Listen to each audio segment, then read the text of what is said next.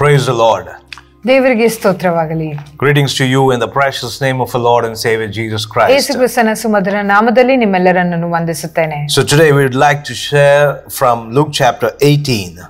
ಇವತ್ತಿನ ವಾಕ್ಯ ಧ್ಯಾನಕ್ಕಾಗಿ ಲೂಕನು ಬರೆದ ಸುವಾರ್ತೆ 18ನೇ ಅಧ್ಯಾಯದಿಂದ ಮಾತನಾಡಲಿಕ್ಕೆ ಇಷ್ಟಪಡ್ತೇನೆ. From verse 35 we see 35ನೆಯ ವಚನದಿಂದ ನೋಡುತ್ತೇವೆ. Jesus is approaching towards Jericho. ಯೇಸು ಸ್ವಾಮಿ ಎರಿಕೋ ಪಟ್ಟಣವನ್ನು ಮುಟ್ಟುತ್ತಿದ್ದಾರೆ ಎಂಬುದಾಗಿ. So I believe that he has not reached Jericho but he was approaching Jericho. ನಾನು ನೆನೆಸುತ್ತೇನೆ ಆತನು ಇನ್ನೂ ಎರಿಕೋ ಪಟ್ಟಣ ಮುಟ್ಟಲಿಲ್ಲ, ಬಳಿಕ ಅಲ್ಲಿಗೆ ಹೋಗುತ್ತಿದ್ದಾರೆ ಎಂಬುದಾಗಿ. But while Jesus was approaching Jericho, ಯೇಸು ಸ್ವಾಮಿ ಎರಿಕೋ ಪಟ್ಟಣಕ್ಕೆ ಹೋಗುತ್ತಿರಬೇಕಾದ್ರೆ, so a blind man sitting on the roadside who was a beggar, ಒಬ್ಬ ಕುರುಡನು ಆ ಒಂದು ರಸ್ತೆಯ ಬದಿಯಲ್ಲಿ ಆತನು ಭಿಕ್ಷೆ ಬೇಡುತ್ತಿರಬೇಕಾದ್ರೆ, so he came to know that there is a crowd walking along with Jesus. ಆತನಿಗೆ ಗೊತ್ತಾಯಿತು ಯೇಸು ಸ್ವಾಮಿ ಹೋಗುತ್ತಿದ್ದಾರೆ, ಒಂದು ಗುಂಪೆ ಯೇಸು ಸ್ವಾಮಿ ಹಿಂದೆ ಹೋಗುತ್ತಿದೆ ಎಂಬುದಾಗಿ. And he asked that people, like, what is happening? ಆತನು ಆ ಜನರಿಗೆ ಕೇಳಿದನು ಏನಾಗುತ್ತಿದೆ ಎಂಬುದಾಗಿ. And they told him, Jesus of Nazareth is passing by. ನಜರೇತಿನ ಯೇಸು ಇಲ್ಲಿ ಹಾದು ಹೋಗುತ್ತಿದ್ದಾರೆ ಎಂಬುದಾಗಿ ಹೇಳಿದರು. That moment was such a joyful moment in this blind man's life. ಆ ಒಂದು ಸಂದರ್ಭ ತುಂಬಾ ಸಂತೋಷದಿಂದ ಕೂಡಿದ ಸಂದರ್ಭವಾಗಿತ್ತು ಈ ಕುರುಡನಿಗೆ. Even though this man was outside Jericho, ಈ ಮನುಷ್ಯನು ಎರಿಕೋ ಪಟ್ಟಣಕ್ಕೆ ಹೊರಗೆ ಇದ್ದಾಗ್ಯೂ ಸಹ, but he had heard about the miracles of Jesus Christ. ಈತನು ಯೇಸು ಸ್ವಾಮಿಯ ಅದ್ಭುತ ಕಾರ್ಯಗಳ ಬಗ್ಗೆ ಕೇಳಿಸಿಕೊಂಡಿದ್ದ. So he has heard what Jesus has done to the blind, to the lame, and how Jesus has blessed a number of people. ಆತನು ಕೇಳಿಸಿಕೊಂಡಿದ್ದನು ಯೇಸು ಸ್ವಾಮಿ ಏನೊಂದು ಅದ್ಭುತ ಕಾರ್ಯಗಳನ್ನು ಆ ಕುರುಡರಿಗೆ ಕುಂಟರಿಗೆ ಮಾಡಿದನು ಎಂಬುದಾಗಿ. I thank God that the name and the power of Jesus also work outside the cities. ನಾನು ದೇವರಿಗೆ ಸ್ತೋತ್ರ ಸಲ್ಲಿಸುತ್ತೇನೆ, ಯೇಸು ಸ್ವಾಮಿಯ ಒಂದು ಹೆಸರು ಆ ಒಂದು ಪ್ರದೇಶದ ಹೊರಗೂ ಸಹ ಅದು ಪ್ರಚೋದಿತವಾಗಿದೆ ಎಂಬುದಾಗಿ. When he asked what is happening, ಆತನು ಏನಾಗುತ್ತಿದೆ ಎಂಬುದಾಗಿ ಕೇಳಬೇಕಾದ್ರೆ, they just told him Jesus of Nazareth is passing by. ಅವರು ಇಷ್ಟೇ ಹೇಳಿದರು, ನಜರೇತಿನ ಯೇಸು ಇಲ್ಲಿ ಹಾದಿ ಹೋಗುತ್ತಿದ್ದಾರೆ ಎಂಬುದಾಗಿ. So that name called Jesus, ಆ ಒಂದು ಹೆಸರಾದಂತ ಯೇಸು, gave a new spark to this blind man. ಅದು ಆ ಒಂದು ಕುರುಡನಲ್ಲಿ ಒಂದು ಒಳ್ಳೆಯ ಒಂದು ಹೊಸ ಹೊಳಪು ಕೊಟ್ಟಿತು. I believe inside there was a spark in his heart. ಆತನ ಹೃದಯದಲ್ಲಿ ಒಂದು ಹೊಸ ಒಂದು ಜ್ವಾಲೆ ಉಂಟಾಯಿತು. Even though he cannot see, ಆತನು ನೋಡ್ಲಿಕ್ಕೆ ಆಗದಿದ್ದರೂ ಸಹ, he might have heard a number of things about Jesus. ಆತನು ಅನೇಕ ವಿಷಯಗಳು ಯೇಸು ಸ್ವಾಮಿಯ ಬಗ್ಗೆ ಕೇಳಿಸಿಕೊಂಡಿರಬಹುದು. And that hearing about Jesus has brought faith in his life. ಯೇಸು ಸ್ವಾಮಿಯ ಬಗ್ಗೆ ಕೇಳಿಸಿಕೊಂಡಿದ್ದು ಆತನ ಜೀವಿತದಲ್ಲಿ ಒಂದು ಹೊಸ ಕಾರ್ಯವನ್ನು ತಂದಿತು. Because the word of God says that the faith comes by hearing and hearing the word of God. ದೇವರ ವಾಕ್ಯವು ಹೇಳುತ್ತದೆ, ನಂಬಿಕೆ ಎನ್ನುವುದು ಕೇಳಿಸಿಕೊಳ್ಳುವುದರ ಬಲ್ಲಿ, ದೇವರ ವಾಕ್ಯವನ್ನು ಕೇಳಿಸಿಕೊಳ್ಳುವುದರಲ್ಲಿ ಬರುತ್ತದೆ. So all these days this blind man has heard about Jesus doing some miracles here and there in this place, this city, that town. ಇಷ್ಟು ದಿನ ಈ ಒಂದು ಕುರುಡನು ಯೇಸು ಸ್ವಾಮಿ ಆ ಪಟ್ಟಣದಲ್ಲಿ ಈ ಪಟ್ಟಣದಲ್ಲಿ ಆ ಅದ್ಭುತ ಕಾರ್ಯ ಈ ಅದ್ಭುತ ಕಾರ್ಯ ಮಾಡಿದನು ಎಂಬುದಾಗಿ ಕೇಳಿಸಿಕೊಂಡಿದ್ದನು ಮಾತ್ರ. So now he is hearing that Jesus, the same Jesus, is passing by where he is. ಈಗ ಆತನು ಕೇಳಿಸಿಕೊಳ್ಳುತ್ತಾ ಇದ್ದಾನೆ, ಅದೇ ಯೇಸು ಸ್ವಾಮಿ ತಾನು ಇರುವ ಕಡೆಯೇ ಹಾದು ಹೋಗುತ್ತಿದ್ದಾನೆ ಎಂಬುದಾಗಿ. There's somebody who is watching. You are not born in a Christian family.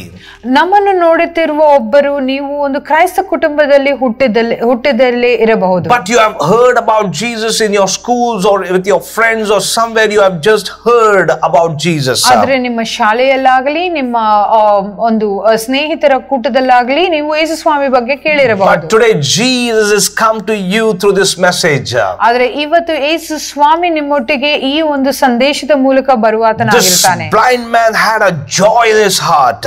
ಈ ಒಂದು ಕುರುಡನಿಗೆ ಆ ಹೃದಯದಲ್ಲಿ ಒಂದು ಸಂತೋಷವಿತ್ತು. Immediately after hearing about this name, ಕೂಡಲೇ ಈ ಹೆಸರನ್ನು ಕೇಳಿದ ಕೂಡಲೇ there was a new hope which came into his heart. ಒಂದು ಹೊಸ ಒಂದು ನಿರೀಕ್ಷೆ ಈತನ ಹೃದಯದಲ್ಲಿ ಬಂದಿತು. And he started calling out.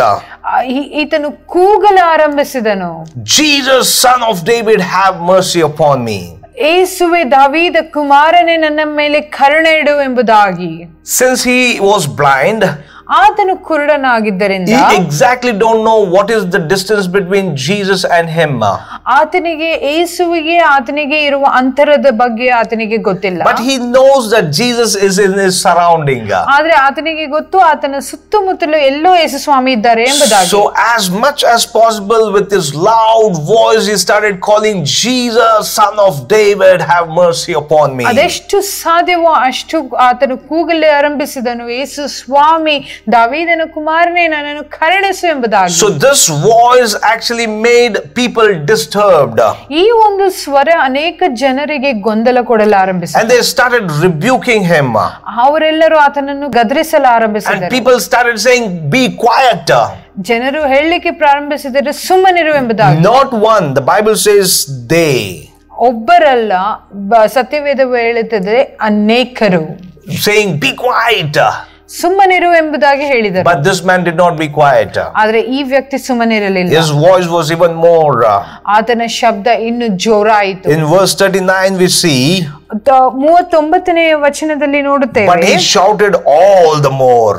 ಆತನು ಇನ್ನೂ ಅಧಿಕವಾಗಿ ಕೂಗಲು ಆರಂಭಿಸಿದನು. Hallelujah. Hallelujah. I thank God for his faith. ಆತನ ಒಂದು ನಂಬಿಕೆಗೋಸ್ಕರ ನಾನು ದೇವರಿಗೆ ಸ್ತೋತ್ರ ಸಲ್ಲಿಸುತ್ತೇನೆ. He is not worried about how many people are saying him to be quiet. ಆತನು ಎಷ್ಟು ಜನ ಆತನನ್ನು ಸುಮ್ಮನಿರು ಎಂಬುದಾಗಿ ಹೇಳುತ್ತಿದ್ದಾರೋ ಅದರ ಬಗ್ಗೆ ಯೋಚನೆ ಇಲ್ಲ. But his intention is his voice need to reach the ears of Jesus. ಆದ್ರೆ ಆತನ ಆಲೋಚನೆ, ತನ್ನ ಶಬ್ದವು, ಆತನ ಸ್ವರವು ಯೇಸುವನ್ನು ಮುಟ್ಟಬೇಕು ಎಂಬುದಾಗಿ. Today do you have the desire in your heart? ಇವತ್ತು ನಿಮ್ಮ ಒಂದು ಹೃದಯದಲ್ಲಿ ಆ ಆಲೋಚನೆ, ಆಶೆ ಇದೆಯಾ? That your prayers needs to be heard in the ears of Jesus. ನಿಮ್ಮ ಪ್ರಾರ್ಥನೆ ಅದು ಯೇಸು ಕ್ರಿಸ್ತನ ಕಿವಿಯಲ್ಲಿ ಮೊಳಗಬೇಕು ಎಂಬುದಾಗಿ. So this shout was heard in the ears of Jesus. ಈ ಒಂದು ಕೂಗು ಯೇಸು ಕ್ರಿಸ್ತನ ಕಿವಿಯಲ್ಲಿ ಕೇಳಲ್ಪಟ್ಟಿತು. When this came into the ears of Jesus, ಇದು ಯೇಸು ಕ್ರಿಸ್ತನ ಕಿವಿಯಲ್ಲಿ ಕೇಳಲ್ಪಟ್ಟಾಗ, Jesus, like others, he did not say be quiet, tell him to be quiet. ಯೇಸು ಕ್ರಿಸ್ತನು ಇತರರಂತೆ ಸುಮ್ಮನಿರು ಎಂಬುದಾಗಿ ಹೇಳಲಿಲ್ಲ. Jesus stopped and ordered. Jesus stopped. ಯೇಸು ಕ್ರಿಸ್ತನು ನಿಂತನು. Hallelujah. Hallelujah. A beggar is calling, ಒಬ್ಬ ಭಿಕ್ಷೆ ಬೇಡುವ ಆತನು ಕೂಗಿದನು, and Lord is stopping. ದೇವರು ನಿಂತರು. A creator of everything, ಎಲ್ಲವನ್ನು ಸೃಷ್ಟಿಸಿದ ಆತನು, the God who made the heavens and the earth and the Prince of heaven, ಭೂಪರಲೋಕವನ್ನು ಸೃಷ್ಟಿಸಿದ ದೇವ ಕುಮಾರನು, he is called the Prince of heaven. ಆತನು ಪರಲೋಕದ ಒಂದು ಅರಸನೆಂಬುದಾಗಿ ಕರೆಯಲ್ಪಡಲಾಗುತ್ತದೆ. And this Jesus is stopping. ಈ ಯೇಸುವು ನಿಂತನು. Not because some king is calling, ಯಾವುದೋ ಒಬ್ಬ ರಾಜನು ಕರೆಯುತ್ತಿದ್ದಾನೆ ಎಂಬುದಾಗಿ ನಿಂತಿಲ್ಲ. but an ordinary beggar who is blind. ಬಳಿಕ ಒಬ್ಬ ಕುರುಡನು, ಒಂದು ಸಾಧಾರಣವಾದ ಕುರುಡನು ಕರೆದನೆಂಬುದಾಗಿ. No matter who you are, ನೀವು ಯಾರೇ ಆಗಿದ್ದರು, whether you are rich or poor, ನೀವು ಧನಿಕರೇ ಅಥವಾ ಬಡವರೇ ಆಗಿದ್ದರು, illiterate or illiterate, ನೀವು ಓದಿರುವಂತವರು, literate or illiterate, ಓದದೆ ಇರುವಂತವರಾಗಿರಬಹುದು, but whoever calls him, ಯಾರೇ ಆತನನ್ನು ಕೂಗಿದರು, he will respond. ಆತನು ಸದುತ್ತರವನ್ನು ದಯಪಾಲಿಸುವನು. We see in the verse 40, ನಾವು 40ನೇ ವಚನದಲ್ಲಿ ನೋಡುತ್ತೇವೆ, Jesus stopped. ಯೇಸು ಕ್ರಿಸ್ತನು ನಿಂತನು. Wow. Hallelujah. He was approaching towards Jericho. ಆತನು ಯೆರಿಕೋ ಪಟ್ಟಣದ ಕಡೆಗೆ ಹೋಗುತ್ತಿದ್ದನು. Now there is a stop. ಈಗ ಒಂದು ಅಲ್ಲಿ ನಿಲ್ಲುವಿಕೆಯಾಗಿದೆ. Why? ಯಾಕೆ? Because of this man was calling the name of Jesus. ಯಾಕಂದ್ರೆ ಈ ಮನುಷ್ಯನು ಯೇಸು ಕ್ರಿಸ್ತನ ಹೆಸರನ್ನು ಕೂಗುತ್ತಿದ್ದನು. Do you call this name? ನೀವು ಈ ಹೆಸರನ್ನು ಕರೀಲಿಕ್ಕೆ ಇಷ್ಟಪಡುತ್ತಿದ್ದೀರಾ? Precious name above every other name. ಎಲ್ಲ ನಾಮಕ್ಕಿಂತ ಶ್ರೇಷ್ಠವಾದ ನಾಮವನ್ನು. The blindness in life is very difficult. ಒಂದು ಜೀವಿತದಲ್ಲಿರುವ ಒಂದು ಕುರುಡುತನ ಅದು ತುಂಬಾ ಕಠಿಣವಾಗಿದೆ. Because this makes that person constantly be in a darkness. ಯಾಕಂದ್ರೆ ಒಬ್ಬ ವ್ಯಕ್ತಿಯನ್ನು ಅಂಧಕಾರದಲ್ಲಿ ಅದು ಒಳಗಾಗುತ್ತದೆ. Constantly he is in darkness. ಆ ವ್ಯಕ್ತಿ ಅಂಧಕಾರದಲ್ಲಿ ಇರುವಾತನಾಗಿರುತ್ತಾನೆ. But now there is a light in his heart. ಆದ್ರೆ ಈಗ ಆತನ ಹೃದಯದಲ್ಲಿ ಆ ಒಂದು ಬೆಳಕು ಮೊಳೆಯುತ್ತದೆ. Knowing that this name can give me something. ಈ ಹೆಸರು ನನಗೇನೋ ಕೊಡುತ್ತದೆ ಎಂಬುದಾಗಿ. Yes, the name of Jesus Christ has something. ಯೇಸು ಕ್ರಿಸ್ತನ ಹೆಸರಿನಲ್ಲಿ ಏನೋ ಉಂಟು. It has an answers for your life. ನಿಮ್ಮ ಜೀವಿತಕ್ಕೆ ಬೇಕಾದಂತ ಉತ್ತರ ಉಂಟು. This name has the light. ಈ ಹೆಸರಿನಲ್ಲಿ ಬೆಳಕುಂಟು. This name has peace. ಈ ಬೆಳಕಿನಲ್ಲಿ ಒಂದು ಸಮಾಧಾನ ಉಂಟು. This name has healing. ಈ ಒಂದು ಹೆಸರಿನಲ್ಲಿ ಸ್ವಸ್ಥತೆ ಉಂಟು. This name has a new way. ಈ ಹೆಸರಿನಲ್ಲಿ ಒಂದು ಹೊಸ ದಾರಿ ಉಂಟು. And Jesus ordered the man to be brought to him. ಯೇಸು ಕ್ರಿಸ್ತನು ಆ ಮನುಷ್ಯನನ್ನು ಕರೆತರಿ ಎಂಬುದಾಗಿ ಹೇಳಿದರು. Hallelujah. Hallelujah. Jesus did not say, "Hey, who are you, man, calling at me like this?" ಯೇಸು ಕ್ರಿಸ್ತನು ನೀನು ಯಾರು, ನೀನು ಹೀಗೆ ಕರೆಯುತ್ತಿದ್ದ An ordinary beggar. ಹೇಳಿಲ್ಲ. ನೀನೊಂದು ಸಾಧಾರಣ ಭಿಕ್ಷುಕ, and you're calling my name. ನೀನು ನನ್ನ ಹೆಸರು ಕರೀತಾ ಇದೀಯಾ ಎಂಬುದಾಗಿ ಕೇಳಲಿಲ್ಲ. ಇಲ್ಲ. This Jesus understands every call. ಯೇಸು ಸ್ವಾಮಿಗೆ ಎಲ್ಲ ಒಂದು ಕರೆ ಗೊತ್ತುಂಟು. He understands the emotions and feelings behind that call. ಒಂದೊಂದು ಕರೆಯುವಿಕೆಯಲ್ಲಿ ಇರುವ ಒಂದೊಂದು ವೇದನೆ ಆತನಿಗೆ ಗೊತ್ತುಂಟು. When you call upon him, ನೀವು ಆತನನ್ನು ಕರೆಯಬೇಕಾದ್ರೆ he knows the deepest pains which is hidden in that. ಆತನಿಗೆ ಅದರಲ್ಲಿ ಅಡಗಿರುವ ನೋವು, ಆಳವಾದಂತ ನೋವು ಆತನು ಅರಿಯುವಾತನಾಗಿರುತ್ತಾನೆ. So he ordered the man to be brought to him. ಅಲ್ಲಿರುವ ಆ ಒಂದು ಜನರಿಗೆ ಹೇಳಿದರು ಆ ಮನುಷ್ಯನನ್ನು ಕರೆತರಿ ಎಂಬುದಾಗಿ. Hallelujah. Hallelujah. And when this man came, ಈ ಮನುಷ್ಯನು ಬಂದಾಗ Jesus is asking a question. ಯೇಸು ಒಂದು ಪ್ರಶ್ನೆ ಕೇಳುತ್ತಿದ್ದಾರೆ. Wherever Jesus asks a question, ಎಲ್ಲಿ ಯೇಸು ಸ್ವಾಮಿ ಒಂದು ಪ್ರಶ್ನೆ ಕೇಳಿದರು, it's all interesting. ಅದು ಒಂದು ತುಂಬಾ ಆಶ್ಚರ್ಯಕರವಾಗಿರುತ್ತದೆ. It will be different. ಅದು ಒಂದು ವಿಭಿನ್ನವಾಗಿರುತ್ತದೆ. So here he is asking, what do you want me to do for you?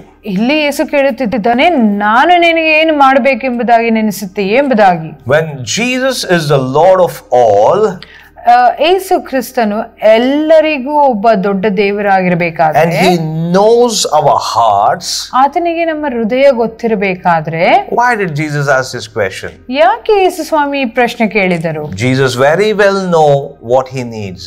ಯೇಸು ಸ್ವಾಮಿಗೆ ಚೆನ್ನಾಗಿ ಗೊತ್ತು ಆತನಿಗೆ ಏನು ಬೇಕು ಎಂಬುದಾಗಿ. But ಆದರೆ he wants to hear from his mouth. ಆದರೆ ಆತನ ಬಾಯಿಂದ ಕೇಳಲಿಕ್ಕೆ ಆತನು ಅಪೇಕ್ಷಿಸುತ್ತಿದ್ದಾನೆ. Because this man who was born blind, ಯಾಕಂದ್ರೆ ಈ ಹುಟ್ಟು ಕುರುಡನು, he constantly was asking people for money. ಆತನು ಯಾವಾಗಲೂ ಜನರಲ್ಲಿ ಹಣಕ್ಕೋಸ್ಕರಕ್ಕೆ ಬೇಡುತ್ತಿದ್ದಾನೆ. So that he can do his livelihood. ಆತನು ತನ್ನ ಜೀವನ ಸಾಗಿಸಲಿಕ್ಕೋಸ್ಕರ. So now Jesus wants to check out, ಈಗ ಯೇಸು ಸ್ವಾಮಿ ಆತನನ್ನು ಪರೀಕ್ಷಿಸುತ್ತಿದ್ದಾರೆ. how and what is his faith? ಆತನ ನಂಬಿಕೆ ಏನು ಎಂಬುದಾಗಿ.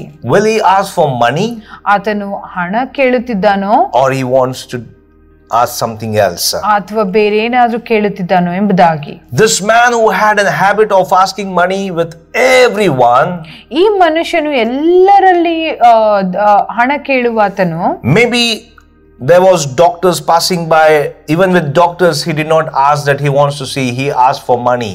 ಅನೇಕ ವೈದ್ಯಕೀಯರು ಆ ಒಂದು ಹಾದಿಯಲ್ಲಿ ಹೋಗಿರಬಹುದು, ಆದ್ರೆ ಆತನು ಅಲ್ಲಿ ಸ್ವಸ್ಥತೆ ಕೇಳಿಲ್ಲ, ಆದ್ರೆ ಬಳಿಕ ಒಂದು ಹಣ ಕೇಳಿದನು. But when Jesus is asking, what do you want me to do for you? ಆದ್ರೆ ಯೇಸು ಸ್ವಾಮಿ ನಾನು ನಿನಗೆ ಏನು ಮಾಡಬೇಕೆಂಬುದಾಗಿ ಅಪೇಕ್ಷಿಸುತ್ತೇನೆ This blind man is saying, Lord, ಈ ಮನುಷ್ಯನು ಕುರುಡನು ಹೇಳುತ್ತಿದ್ದಾನೆ, ದೇವರೇ, I want to see. ನಾನು ನೋಡಬೇಕು ಎಂಬುದಾಗಿ. He did not ask for money. ಆತನು ಹಣ ಕೇಳಲಿಲ್ಲ, I want to see. ನಾನು ನೋಡಬೇಕು ಎಂಬುದಾಗಿ. See the faith of this blind man. ಈ ಒಂದು ಕುರುಡನ ಒಂದು ನಂಬಿಕೆಯನ್ನು ನೋಡಿ, he had that assurance in his heart that this Jesus will be helping me to have an eye to see. ಈತನಿಗೆ ಆ ಒಂದು ನಂಬಿಕೆ ಉಂಟು, ಈ ಯೇಸು ಸ್ವಾಮಿ ನನಗೆ ಒಂದು ದೃಷ್ಟಿಯನ್ನು ನೋಡಲಿಕ್ಕೆ ಕೊಡುತ್ತಾನೆ ಎಂಬುದಾಗಿ. When you pray, ನೀವು ಪ್ರಾರ್ಥಿಸಬೇಕಾದ್ರೆ tell God what you need. ದೇವರಿಗೆ ಹೇಳಿ ನಿಮಗೆ ಏನು ಬೇಕು ಎಂಬುದಾಗಿ. When the Lord asks you, what do you want me to do? ದೇವರು ನಿಮ್ಮನ್ನು ಕೇಳಿದಾಗ ನಾನು ನಿನಗೆ ಏನು ಮಾಡಲಿಕ್ಕೆ ಇಷ್ಟಪಡುತ್ತೀ ಎಂಬುದಾಗಿ. Tell exactly what you want him to do. ನಿಮಗೆ ಏನ್ ಮಾಡಬೇಕೋ ಅದನ್ನು ಆತನಿಗೆ ಕೇಳಿ. And he will grant our needs and not our greeds. ಆತನು ನಮಗೆ ಅವಶ್ಯಕತೆಯನ್ನು ಪೂರೈಸುತ್ತಾನೆ, ನಮ್ಮ ಒಂದು ಯಥೇಚ್ಛವಾಗಿ ಇನ್ನು ಬೇಡುವಂತದ್ದನ್ನ ಅಲ್ಲ. Hallelujah. Hallelujah. And Jesus said to him, ಯೇಸು ಸ್ವಾಮಿ ಆತನಿಗೆ ಹೇಳಿದರು, receive your sight, your faith has healed you.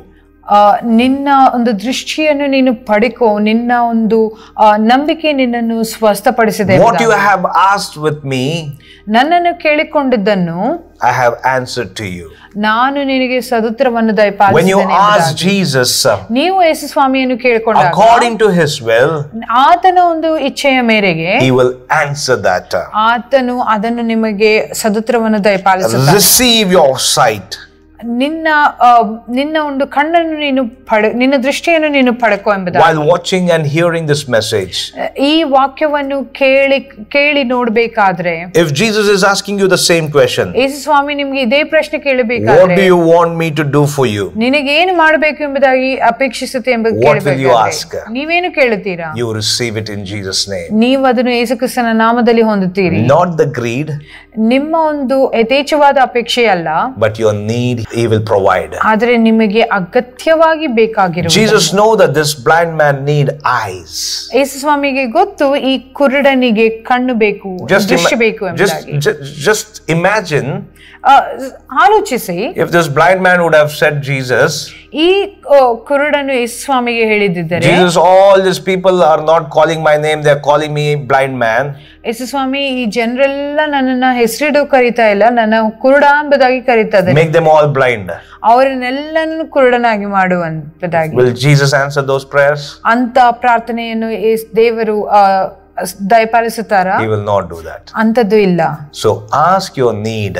ನಿಮಗೆ ಏನು ಬೇಕಾಗಿದೆಯೋ ಅಗತ್ಯತೆ ಅದು ಮಾತ್ರ ಕೇಳಿ. Because Jesus will never answer the greed.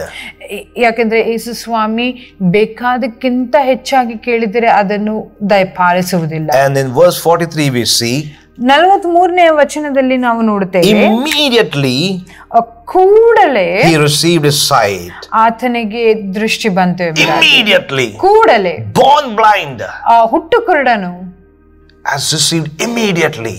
ಆತನು ತಕ್ಷಣವೇ received it. ಆತನು ದೃಷ್ಟಿಯನ್ನು ಹೊಂದಿದನು. Receive it by faith in Jesus' name.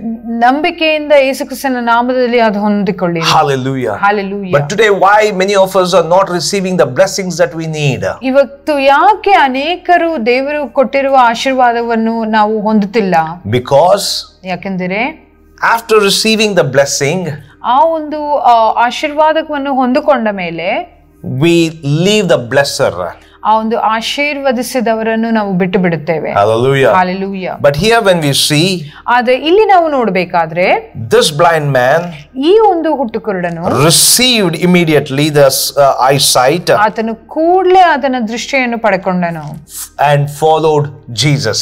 ಆತನು ಯೇಸುವನ್ನು ಹಿಂಬಾಲಿಸಿದನು. That should be the heart of every believer. ಅದು ನಮ್ಮ ಒಬ್ಬೊಬ್ಬ ವಿಶ್ವಾಸಿಯ ಹೃದಯವೂ ಆಗಿರಬೇಕು. That to follow Jesus. ಅದು ಯೇಸುವನ್ನು ಹಿಂಬಾಲಿಸುವುದು. In this world, ಈ ಲೋಕದಲ್ಲಿ there are many great philosophers and many scientists and many people who came. ಅನೇಕ ದೊಡ್ಡ ದೊಡ್ಡ ಜ್ಞಾನಿಗಳು ಇರಬಹುದು. But none of them had the guts to say to follow me. ಯಾರಿಗೂ ಸಹ ಆ ಧೈರ್ಯ ಇರಲಿಲ್ಲ ನನ್ನನ್ನು ಹಿಂಬಾಲಿಸು ಎಂಬುದಾಗಿ ಹೇಳಲಿಕ್ಕೆ. Only Jesus Christ told follow me. ಬರೀ ಯೇಸು ಸ್ವಾಮಿ ಮಾತ್ರನೇ ಹೇಳಿದ್ದು ನನ್ನನ್ನು ಹಿಂಬಾಲಿಸು ಎಂಬುದಾಗಿ. Because he know where he came from, what he is doing and where he is going. ಯಾಕಂದ್ರೆ ಆತನಿಗೆ ಮಾತ್ರ ಗೊತ್ತು ಆತನು ಎಲ್ಲಿಂದ ಬಂದನು, ಏನು ಮಾಡುತ್ತಿದ್ದಾನೆ ಮತ್ತೆ ಎಲ್ಲಿಗೆ ಹೋಗುತ್ತಿದ್ದಾನೆ ಎಂಬುದಾಗಿ. Those who decide to follow Jesus, ಯಾರು ಯೇಸುವನ್ನು ಹಿಂಬಾಲಿಸಲಿಕ್ಕೆ ಆಶೆ ಪಟ್ಟರೋ, God will grant the needs. ಅವರಿಗೆ ಬೇಕಾಗಿರುವುದನ್ನು ದೇವರು ಒದಗಿಸುತ್ತಾನೆ. Here this man after receiving the sight followed Jesus. ಇಲ್ಲಿ ಈ ಮನುಷ್ಯನು ಆತನ ದೃಷ್ಟಿಯನ್ನು ಪಡ್ಕೊಂಡ ಮೇಲೆ ಯೇಸುವನ್ನು ಹಿಂಬಾಲಿಸಿದನು. Today we want the blessing, many of us do not want the blesser. ಇವತ್ತು ನಮಗೆ ಅನೇಕರಿಗೆ ಆ ಒಂದು ಆಶೀರ್ವಾದ ಬೇಕು, ಆದ್ರೆ ಆಶೀರ್ವದಿಸಿದವರು ಬೇಡ. If that is our attitude, ಅದು ನಮ್ಮ ಒಂದು ಜೀವನವಾಗಿದ್ದರೆ our answers from God will be delayed. ನಮ್ಮ ಸದುತ್ತರ ದೇವರಿಂದ ಬರುವುದು ಅದು ತಡವಾಗುತ್ತದೆ. Many of you should have received many blessings by now. ಅನೇಕರು ಇಷ್ಟರೊಳಗಾಗಿ ಅನೇಕ ಒಂದು ಆಶೀರ್ವಾದವನ್ನು ಪಡ್ಕೊಳ್ಳಬಹುದು. Jesus is waiting to give. ಯೇಸು ಸ್ವಾಮಿ ಕಾಯುತ್ತಿದ್ದಾರೆ ಕೊಡಲಿಕ್ಕೆ. But he is waiting for us to change completely. ಆದ್ರೆ ನಾವು ಪುನರ್ವರ್ತನೆಗೊಳ್ಳುವುದಕ್ಕೆ ಆತನು ಕಾಯುತ್ತಿದ್ದಾನೆ. Will you change? ನೀವು ಪುನರ್ವರ್ತಿಸುತ್ತೀರಾ? Will you make up your mind to change according to the word of God? ನೀವು ನಿಮ್ಮ ಹೃದಯವನ್ನು ದೃಢಗೊಳಿಸುತ್ತೀರಾ? ದೇವರ ವಾಕ್ಯದ ಪ್ರಕಾರ ನಿಮ್ಮನ್ನು ನೀವು ತಿರುಗಿಸಿಕೊಳ್ಳುವುದಕ್ಕೆ. Can we stop praying for the greed? Can we pray for our needs? ನಾವು ಬೇಡುವುದಕ್ಕಿಂತ ಹೆಚ್ಚಾಗಿ ಬೇಕಾಗಿರುವುದನ್ನು ಕೇಳಲಿಕ್ಕೆ ನಿಲ್ಲಿಸುತ್ತೇವಾ ಅಥವಾ ಬೇಕಾಗಿರುವುದನ್ನು ಮಾತ್ರ ಕೇಳುತ್ತೇವಾ? Can we make a strong decision? ನಾವು ಒಂದು ದೃಢ ನಿರ್ಧಾರವನ್ನು ತೆಗೆದುಕೊಳ್ಳೋಣ. I will follow Jesus. ನಾನು ಯೇಸುವನ್ನು ಹಿಂಬಾಲಿಸುತ್ತೇನೆ. I will follow Jesus. ನಾನು ಯೇಸುವನ್ನು ಹಿಂಬಾಲಿಸುತ್ತೇನೆ. Not just Sunday. ಬರೀ ಭಾನುವಾರ ಮಾತ್ರವಲ್ಲ. Not just on a Christmas day. ಅಥವಾ ಯೇಸು ಸ್ವಾಮಿಯ ಹುಟ್ಟುಹಬ್ಬದ ದಿನ ಮಾತ್ರವಲ್ಲ. Not just on a Good Friday and an Easter. ಅದು ಶುಭ ಶುಕ್ರವಾರ ಅಥವಾ ಪುನರುತ್ಥಾನ ದಿನ ಮಾತ್ರವಲ್ಲ. But all the days of my life. ಆದ್ರೆ ನಮ್ಮ ಜೀವಿತದ ಎಲ್ಲ ದಿನಗಳು I will follow Jesus. ನಾನು ಯೇಸುವನ್ನು ಹಿಂಬಾಲಿಸುವೆನು. Hallelujah. Hallelujah. When I was reading these words, ನಾನು ಈ ಒಂದು ವಾಕ್ಯವನ್ನು ಓದಬೇಕಾದ್ರೆ, as Jesus is approaching to Jericho, ಯೇಸು ಸ್ವಾಮಿ ಎರಿಕೋ ಪಟ್ಟಣವನ್ನು ಮುಟ್ಟುತ್ತಿದ್ದಾರೆ. This blind man wanted to see. ಈ ಹುಟ್ಟು ಕುರುಡನ್ನು ನೋಡಬೇಕೆಂಬುದಾಗಿ ಅಪೇಕ್ಷಿಸಿದನು. But once Jesus entered the Jericho, ಆದ್ರೆ ಒಮ್ಮೆ ಯೇಸು ಸ್ವಾಮಿ ಎರಿಕೋ ಪಟ್ಟಣವನ್ನು ಮುಟ್ಟಿದಾಗ, there is one more man who have an eyes also wanted to see Jesus. ಇಲ್ಲಿ ಇನ್ನೊಬ್ಬ ದೃಷ್ಟಿ ಇರುವ ಒಂದು ಮನುಷ್ಯನು ಯೇಸು ಸ್ವಾಮಿಯನ್ನು ನೋಡಲು ಅಪೇಕ್ಷಿಸಿದನು. So outside Jericho, ಎರಿಕೋ ಪಟ್ಟಣದ ಹೊರಗೆ, inside Jericho, ಎರಿಕೋ ಪಟ್ಟಣದ ಒಳಗೆ two different people, ಇಬ್ಬರು ವಿಭಿನ್ನ ವ್ಯಕ್ತಿಗಳು, one intention, ಒಂದೇ ಉದ್ದೇಶ, to see. ಅದು ನೋಡಬೇಕು. Hallelujah. Hallelujah. If God's will, ದೇವರ ಚಿತ್ತವಾದರೆ, the next message I would like to share about Zacharias. ಬರುವ ಒಂದು ಸಂದೇಶದಲ್ಲಿ ಜಕಾಯನ ಆ ಮನುಷ್ಯನ ಬಗ್ಗೆ ನಾನು ಹೇಳಲಿಕ್ಕೆ ಇಷ್ಟಪಡ್ತೇನೆ. So after Jesus entering to Jericho, ಯೇಸು ಸ್ವಾಮಿ ಎರಿಕೋ ಪಟ್ಟಣದೊಳಗೆ ಹೋದಾಗ, so what happened? ಏನಾಯಿತು? And I would like to share that wonderful message to you.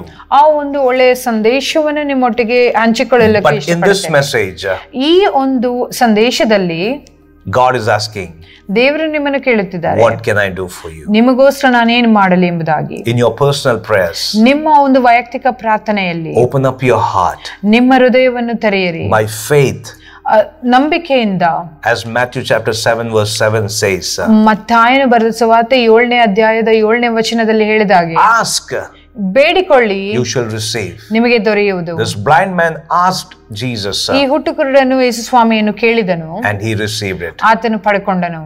By faith, ನಂಬಿಕೆಯಿಂದ you will receive. ನೀವು ಪಡೆಕೊಳ್ಳುವಿರಿ. In Jesus' name. ಯೇಸುವಿನ ನಾಮದಲ್ಲಿ. Amen. Amen. God bless you. ದೇವರು ನಿಮ್ಮನ್ನು ಆಶೀರ್ವದಿಸಲಿ. Have a wonderful, blessed day. ಒಂದು ಒಳ್ಳೆಯ ಆಶೀರ್ವಾದಕರವಾದ ದಿನ ನಿಮ್ಮದಾಗಿರಲಿ. Amen. ಆಮೆನ್.